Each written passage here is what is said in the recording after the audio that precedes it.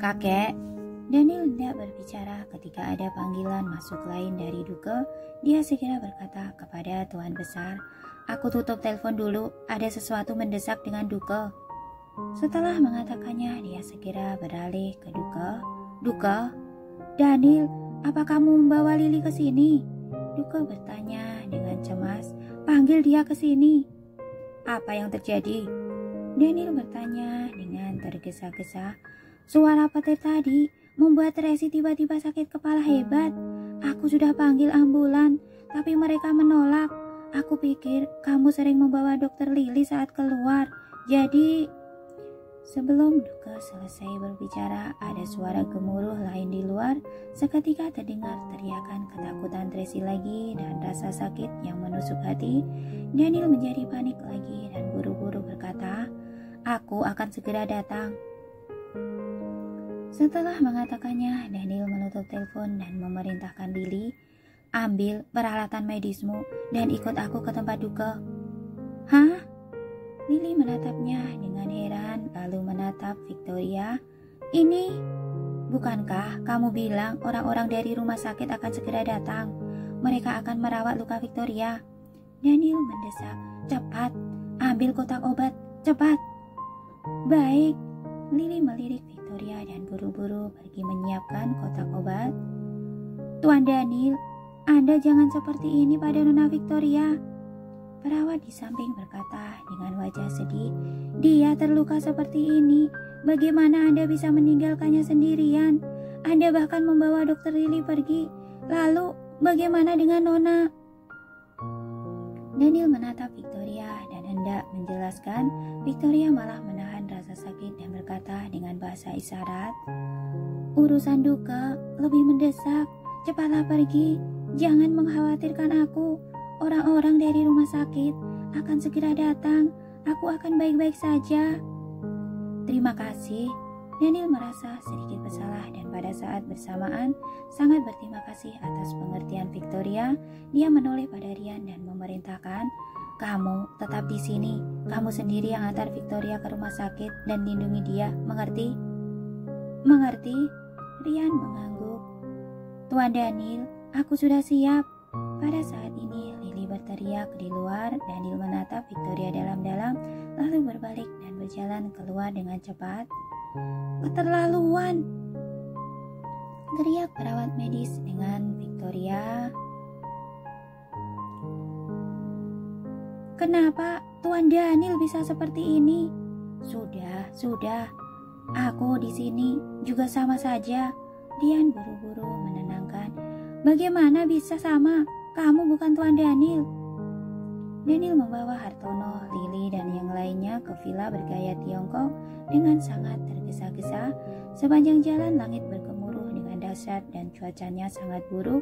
Ponsel Daniel terus berdering. Semuanya adalah panggilan masuk dari Tuan Besar, tapi dia tidak mengangkat telepon.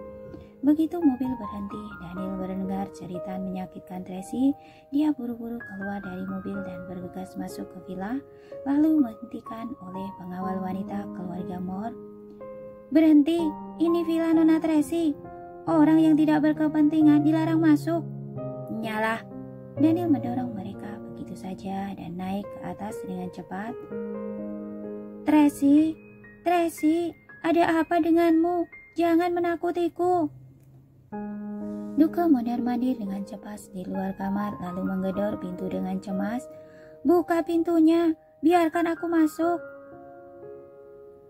"Duke, jangan berisik. Nona akan mengalami serangan setiap ada gemuruh dan tidak ada obat yang bisa mengatasinya. Akan baik-baik saja setelah gemuruh berhenti." Pengawal wanita di sampingnya menjelaskan. "Tapi..."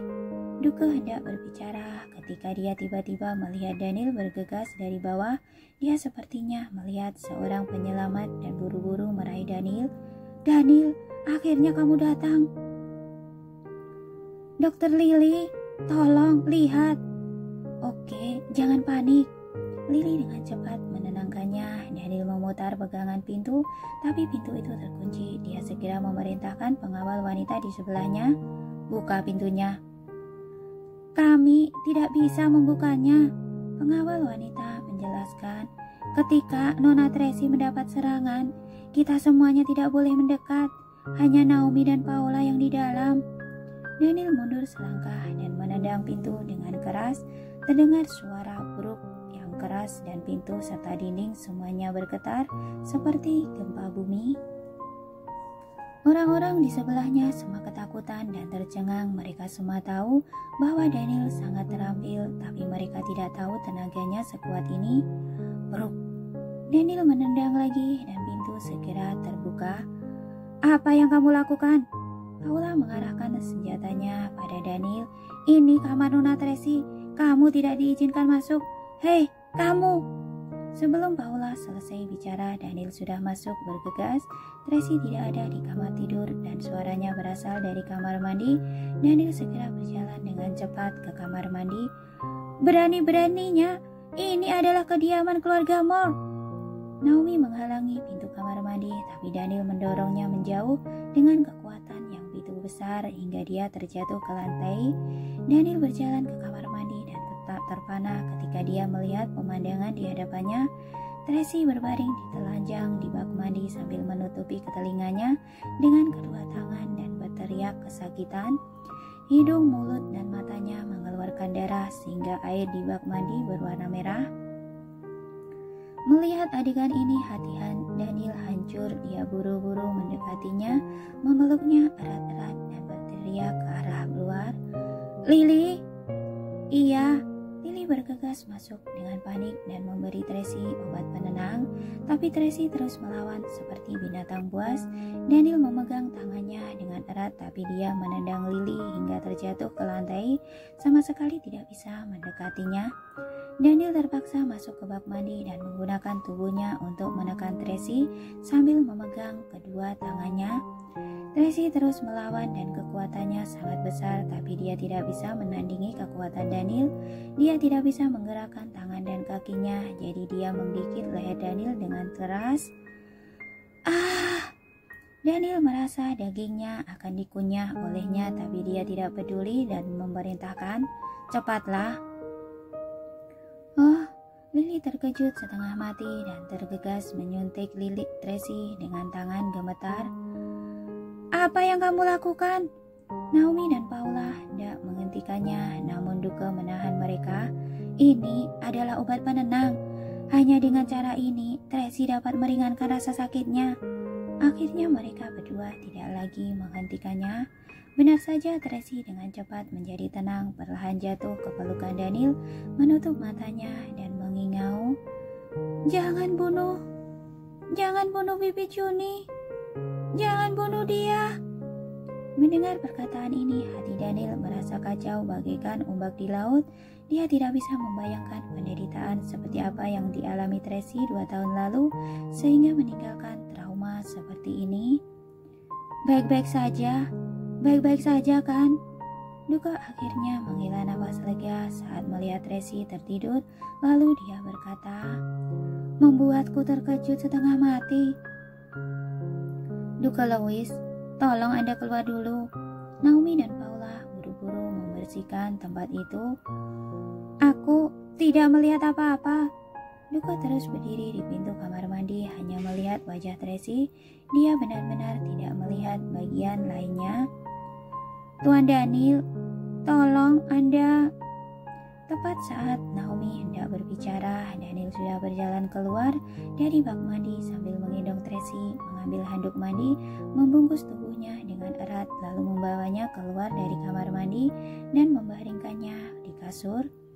Melihat pengambilannya yang menderita, Daniel merasa sangat sedih, tapi dia tidak tinggal di sisinya dan hanya berkata pada Naomi dan Paula, bersihkan tubuhnya dan ganti pakaiannya. Lalu dia berjalan keluar. Lily hendak mengikutinya keluar, tapi Naomi berkata, Dokter Lily, tolong tunggu dulu. Lily seketika berhenti melangkah. Bisakah Anda membantuku? Tentu saja. Daniel berjalan keluar dari kamar Tracy dan Duka segera menahannya. Ya ampun, lehermu berdarah. Di mana kamarmu? Daniel bertanya dengan alis yang berkerut. Di sini. Duka segera membawanya ke kamarnya. Daniel membilas tubuhnya di kamar mandi, menyekat tubuhnya hingga bersih dan berjalan keluar dengan jubah mandi. Duka menuangkan segelas anggur untuknya dan bertanya dengan hati-hati, "Apa kamu baik-baik saja? Apa kamu ingin ke rumah sakit?" "Mungkin perlu vaksin rabies," kata Daniel dengan santai. Duka hampir menyemburkan anggur yang baru ia minum. Pada saat ini Lily mengetuk pintu dan bertanya dengan hormat, "Tuan Daniel, saya akan mengobati luka Anda." "Bagaimana keadaannya?" Daniel bertanya. "Sudah tenang, tidak ada yang serius," kata Lily sambil mengobati lukanya. "Naomi memberinya earphone peredam bising. Jika nanti ada guntur lagi, dia tidak akan bisa mendengarnya."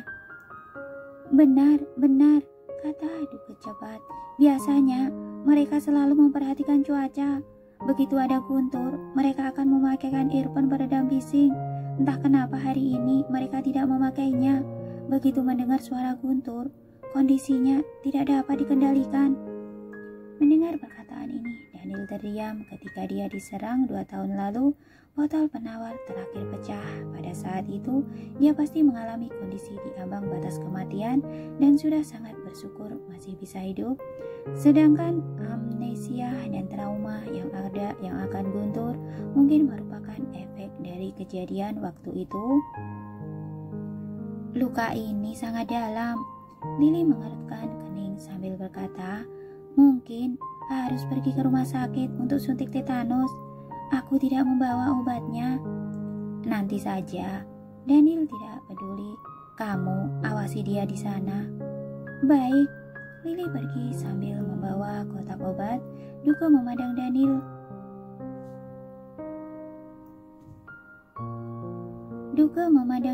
Dengan tatapan rumit sebelum Daniel mencium Tracy di dalam mobil dan mengatakan dia menyukainya. Duka sama sekali tidak percaya. Dia hanya berpikir itu adalah strategi Daniel untuk memaksa Tracy keluar dari proyek. Tapi sekarang sepertinya dia merasa bahwa Daniel benar-benar. Tadi trauma Tracy kambuh dan Daniel lebih cepat cemas daripada orang lain. Demi menyelamatkannya, dia tidak ragu untuk menggunakan tubuhnya sendiri demi melindunginya. Bahkan saat Tracy menggigitnya sekeras itu, dia sama sekali tidak melepaskannya. Emosi seperti ini bukanlah lelucon. "Lihat apa?" Daniel sedang menelpon Hartono. "Apa kamu benar-benar menyukai Tracy?" Duka mengerutkan kening. "Sejak kapan?" Daniel meliriknya dan tidak buru-buru menjawab, tapi mendesak Hartono. "Apa kamu belum membawa pakaiannya?" "Sudah, Tuan Daniel baru saja sampai di lantai bawah." "Cepat sedikit." "Baik." Setelah menutup telepon, Daniel menatap Duka. 2 tahun lalu. "Apa?" Duka membelalakan matanya dengan heran. Butuh beberapa saat baginya untuk sadar kembali. "Kamu kenal Tracy sejak 2 tahun lalu?" Setelah jeda, Duka merasa ada yang tidak beres lagi. "Tidak, 2 tahun yang lalu, bukankah kamu sudah punya istri yang kamu cintai? Lalu dia menghilang dan kamu masih mencarinya kemana-mana?" Daniel tidak menjawabnya dan hanya berkata dengan serius, "Dia bukan milikmu, ubahlah targetmu." Begitu perkataan itu terucap, terdengar suara ketukan pintu di luar. "Masuk." Daniel menjawab. Hartono masuk sambil membawa sekantong pakaian, lalu menundukkan kepalanya dan melangkah mundur. Daniel membawa pakaiannya ke ruang ganti untuk berganti pakaian. Duka bertanya dengan cemas di balik pintu, "Sebenarnya apa yang terjadi? Cepat jelaskan padaku." Daniel mengabaikannya, mengganti pakaiannya, lalu keluar dan pergi. "Hei!" Duka mengikutinya di belakang. Daniel datang ke kamar Tracy dan melihat dia tidur nyenyak di ranjang. Suasana hatinya sangat rumit. "Tuan Daniel, terima kasih banyak atas bantuanmu malam ini. Nona Tracy kami sudah tertidur, jadi biarkan dia beristirahat dengan baik. Jika ada hal yang lain, kita bicarakan besok lagi." Naomi dan Paula berdiri di samping samping ranjang tidak melangkah sedikit pun, seolah takut Daniel akan menyentuh Tracy lagi. Jaga dia baik-baik. Daniel menatap Tracy dalam-dalam lalu berbalik dan pergi. Bolehkah aku masuk dan melihatnya? Duke mencoba masuk. Tidak boleh.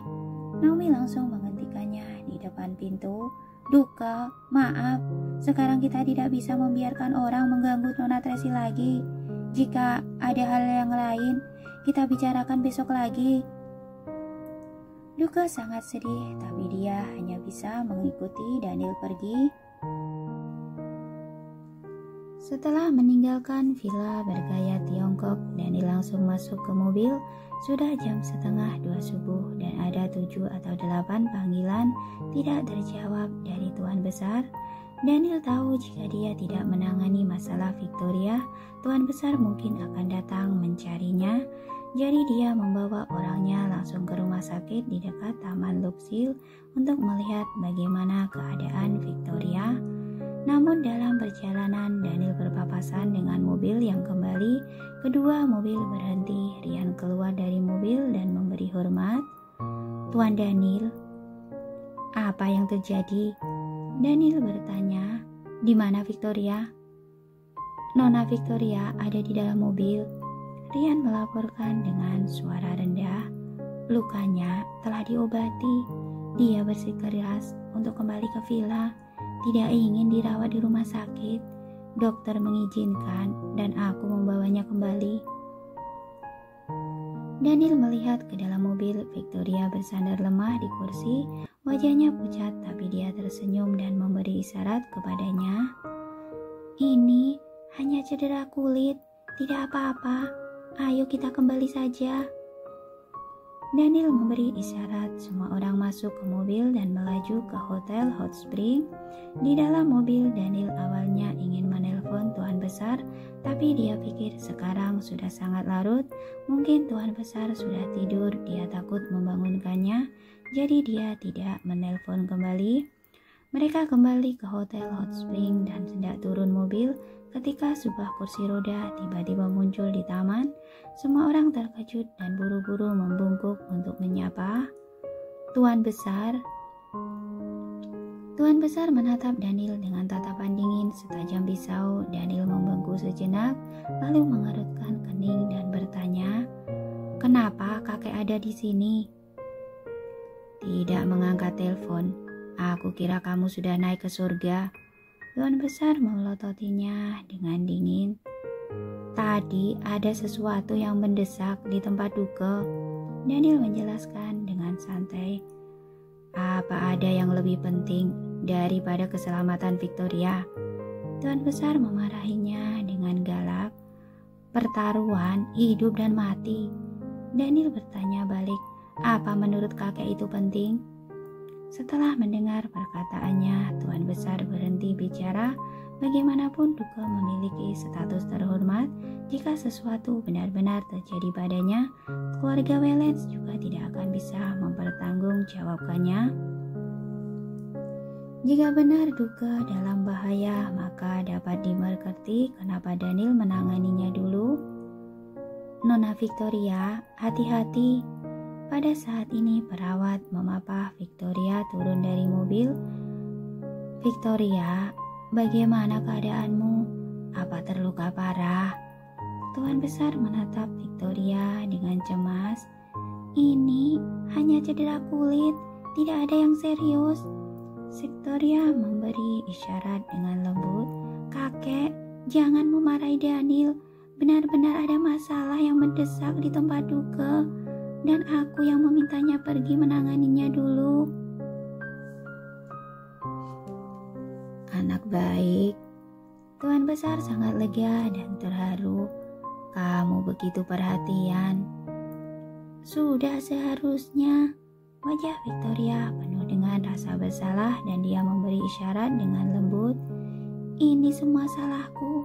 Tidak seharusnya mengikutinya. Malah menimbulkan banyak masalah bagi Daniel. Jangan berkata seperti itu. Dia yang tidak merawatmu dengan baik. Tuan Besar berkata dengan khawatir. Di luar, anginnya besar. Masuklah ke dalam. Perawat memapah Victoria masuk ke rumah. Kaki Victoria lemah dan dia hampir jatuh. Daniel memapahnya tepat waktu dan berteriak ke dalam villa, "Kursi roda!" Para dokter dan perawat lain mencari kursi roda dengan panik, tapi mereka tidak menemukannya. Victoria sudah tidak tahan berdiri lagi. Tuan besar menjadi panik dan amarahnya hendak meledak, namun tiba-tiba Daniel menggendong Victoria masuk ke dalam villa. Baru pada saat itulah kemarahan tuan besar mereda. Dia menggelengkan kepalanya dan menghela nafas. Benar-benar pria kaku. Tidak ada gunanya menyembaskan hal semacam ini. Sanjaya menasihati, segalanya harus berdasarkan hatinya. Kamu tahu apa? Tuan besar berkata dengan marah, jika aku tidak ikut campur, hal ini tidak akan pernah terjadi. Sanjaya terpaksa tutup mulut. Daniel membaringkan Victoria di ranjang dan menginstruksikan perawat, jaga dia baik-baik. Kemudian dia hendak pergi, tapi kursi roda tuan besar menghalangi pintu dan menatapnya dengan dingin. Kamu sudah menyakiti orang dan ingin pergi begitu saja. Lalu Daniel mengerutkan keningnya. Minta maaf dengan tulus, lalu tanyakan tentang lukanya. Ini adalah sopan santun. Tuan besar memaksa. Sudah selarut ini. Daniel ingin menolak, tapi saat dia melihat ekspresi tegas di wajah tuan besar, dia terpaksa menganggukkan kepalanya. Baiklah. Kemudian dia berjalan kembali. Perawat bergegas keluar, diam-diam meninggalkan ruang untuk Daniel dan Victoria.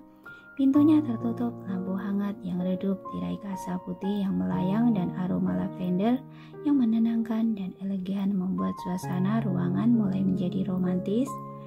Daniel duduk di sofa, membuka sebotol anggur dan meminumnya sendiri. Victoria bersandar di ranjang dan menatapnya dengan tenang, terpancar kelembutan yang di dalam matanya. Aku duduk sebentar lalu keluar demi menghindari omelan tuan besar. Daniel melirik Victoria. Apa mengganggu waktu istirahatmu? Tidak apa-apa. Victoria dengan lembut memberi isyarat dengan bibirnya. Kamu bisa beristirahat selama yang kamu mau. Daniel menatapnya. Victoria tiba-tiba tersipu dan buru-buru menjelaskan. Maksudku, demi menenangkan kakek, kamu bisa duduk sedikit lebih lama. Bukan maksudku, kamu bisa duduk selama yang kamu mau. Semakin dia menjelaskan, terlihat semakin kacau dan ia tampak seperti orang yang sedang kebingungan. Daniel tidak mengatakan apa-apa, menunduk dan meminum anggurnya dalam diam. Tidak ada pergerakan di luar. Dia melirik ke pintu dan mengetahui ada seseorang yang sedang memperhatikan. Jadi dia meletakkan gelas anggur, bangkit, berdiri dan berjalan menuju Victoria. Victoria sangat gugup memegang selimut erat-erat dengan kedua tangannya, menurunkan matanya dan tidak berani menatapnya. Daniel berjalan ke sebelahnya, mendekatkan tubuhnya dan membungkuk.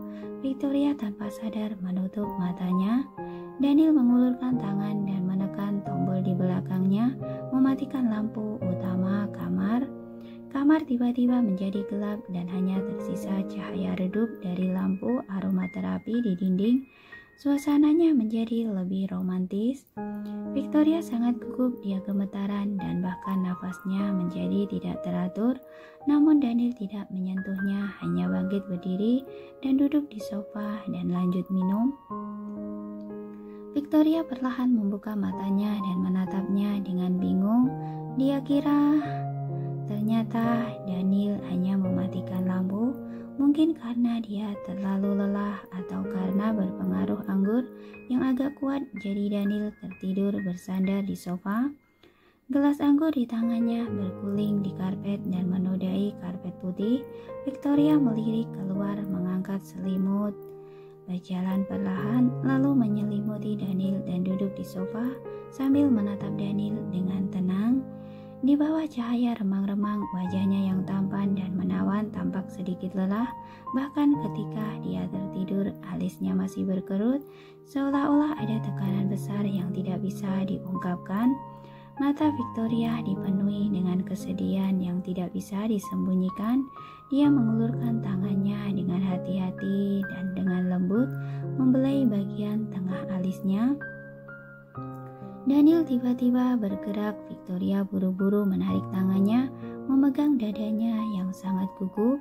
Sekian lama Daniel tidak bergerak lagi. Victoria akhirnya menghela napas lega dengan berani membelai wajahnya yang tampan dengan lembut. Tangannya yang ramping dan putih membelainya dengan lembut seperti bulu membelai wajahnya dengan cinta yang murni. Kasih sayang di matanya berangsur-angsur menjadi instan dan berapi-api. Jari jemarinya menjauh dari pipinya lalu mendarat di bibirnya dan menggosoknya dengan lembut. Dia hendak mendekatkan diri dan menciumnya. Bibip, bibip. Tiba-tiba getaran ponsel mengganggu aksi Victoria. Victoria terkejut dan buru-buru mundur. Daniel bangun, lalu berbalik. Ia melihat Victoria yang sedang duduk di lantai sampingnya. Dia membungkuk untuk memapahnya berdiri. Apa yang terjadi? Aku melihatmu tertidur dan ingin menyelimutimu.